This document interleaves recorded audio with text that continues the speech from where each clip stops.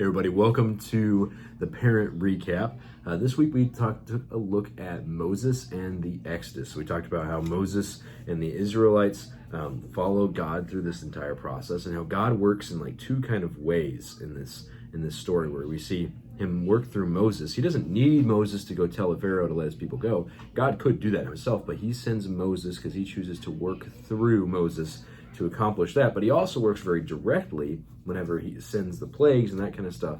So we kind of see these two ways that God works, through people and through direct, like miracles, I guess you could say, through that, and how we kind of connected that to ourselves, and how God will work through us to achieve awesome awesome things.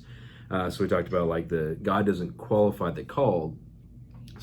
God doesn't call the qualified, God qualifies the called. So whenever he calls you to do something, he will give you what you need to do it.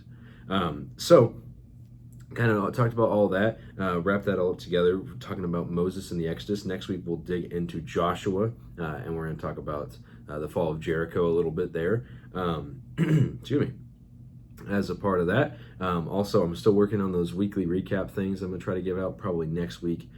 Just trying to make it so that's something that's actually usable for you guys, and also can be helpful for the kiddos. So that is the parent recap for this week. If you have any questions, please feel free to reach out. We'll talk to you all next week. Bye-bye.